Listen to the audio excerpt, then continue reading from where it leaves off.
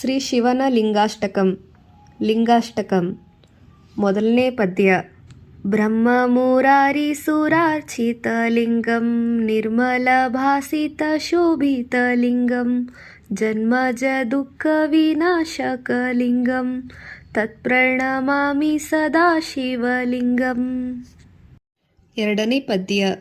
ದೇವ ಮುನಿ ಪ್ರವರಾರ್ಚಿತ ಲಿಂಗಂ ಕಾಮದಹನ ಕರುಣಾಕರ ಲಿಂಗಂ ರಾವಣ ದರ್ಪ ವಿನಾಶನ ಲಿಂಗಂ ತತ್ಪ್ರಣಮಾಮಿ ಸದಾ ಶಿವಲಿಂಗಂ. ಮೂರನೇ ಪದ್ಯ.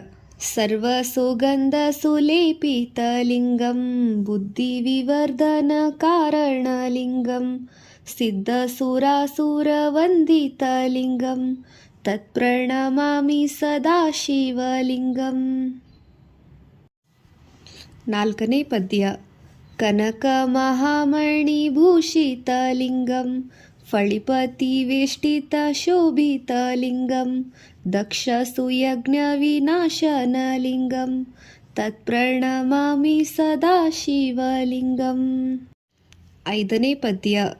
ಕುಂಕುಮ ಚಂದನ ಲೇಪಿತ ಲಿಂಗಂ ಪಂಕಜಹಾರ ಸುಶೋಭಿತ ಲಿಂಗಂ ಸಂಚಿತ ಪಾಪ ವಿನಾಶನ ಲಿಂಗಂ ತತ್ಪ್ರಣಮಾಮಿ ಸದಾ ಶಿವಲಿಂಗಂ.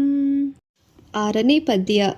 ದೇವಗಣಾರ್ಚಿತ ಸೇವಿತ ಲಿಂಗಂ ಭಾವೈರ್ಭಕ್ತಿಭಿರೇವ ಚ ಲಿಂಗಂ ದಿನಕರ ಕೋಟಿ ಪ್ರಭಾಕರ ಲಿಂಗಂ ತತ್ಪ್ರಣಮಾಮಿ ಸದಾ ಶಿವಲಿಂಗಂ. ಏಳನೇ ಪದ್ಯ. ಅಷ್ಟದಳು ಪರಿವೇಷ್ಟಿತ ಲಿಂಗಂ ಸರ್ವ ಸಮುದ್ಭವ ಕಾರಣ ಲಿಂಗಂ ಅಷ್ಟದರಿದ್ರ ವಿನಾಶನ ಲಿಂಗಂ ತತ್ಪ್ರಣಮಾಮಿ ಸದಾ ಶಿವಲಿಂಗಂ. ಎಂಟನೇ ಪದ್ಯ. ಸುರಗುರು ಸುರವರ ಪೂಜಿತ ಲಿಂಗಂ ಸುರವನ ಪುಷ್ಪ ಸದಾರ್ಚಿತ ಲಿಂಗಂ ಪರಮಪದಂ ಪರಮಾತ್ಮಕ ಲಿಂಗಂ ತತ್ಪ್ರಣಮಾಮಿ ಸದಾ ಶಿವಲಿಂಗಂ. ಲಿಂಗಾಷ್ಟಕಂ. ಈ ಸ್ತೋತ್ರವು ಶಿವನ ಲಿಂಗದ ರೂಪವನ್ನು ವಿವಿಧ ವೈಶಿಷ್ಟ್ಯಗಳೊಂದಿಗೆ ವರ್ಣಿಸುತ್ತದೆ. ಪ್ರಥಮ ಪದ್ಯದ ಭಾವಾರ್ಥ. ಬ್ರಹ್ಮ ವಿಷ್ಣು ಮತ್ತು ಇಂದ್ರರು ಪೂಜಿಸುವ ಲಿಂಗವು ಜನ್ಮ ಮತ್ತು ದುಃಖವನ್ನು ನಿವಾರಿಸುತ್ತದೆ. ಎರಡನೇ ಪದ್ಯದ ಭಾವಾರ್ಥ. ದೇವ ಮುನಿಗಳು ಪೂಜಿಸುವ ಲಿಂಗವು ಕಾಮದಹನ ಮತ್ತು ರಾವಣದ ದರ್ಪವನ್ನು ನಾಶ ಮಾಡುತ್ತದೆ. ಮೂರನೇ ಪದ್ಯದ ಅರ್ಥ. ಸುಗಂಧಿತ ಲಿಂಗವು ಬುದ್ಧಿಯನ್ನು ವೃದ್ಧಿಸುತ್ತದೆ ಮತ್ತು ಸಿದ್ಧರು ಹಾಗೂ ದೇವತೆಗಳು ಪೂಜಿಸುತ್ತಾರೆ. ನಾಲ್ಕನೇ ಪದ್ಯದ ಅರ್ಥ. ಕನಕ ಮತ್ತು ಮಣಿಗಳಿಂದ ಆಭರಣಗೊಂಡ ಲಿಂಗವು ದಕ್ಷನ ಯಜ್ಞವನ್ನು ನಾಶ ಮಾಡುತ್ತದೆ. ಐದನೇ ಪದ್ಯದ ಅರ್ಥ. ಕುಂಕುಮ ಮತ್ತು ಚಂದನದಿಂದ ಲೇಪಿತವಾದ ಲಿಂಗವು ಪಾಪಗಳನ್ನು ನಿವಾರಿಸುತ್ತದೆ, ಪರಿಹಾರವನ್ನು ಮಾಡುತ್ತದೆ. ಆರನೇ ಪದ್ಯದ ಅರ್ಥ. ದೇವಗಣರು ಪೂಜಿಸುವ ಲಿಂಗವು ಅನಂತ ಪ್ರಭೆಯನ್ನು ಹೊಂದಿದೆ. ಏಳನೇ ಪದ್ಯದ ಅರ್ಥ.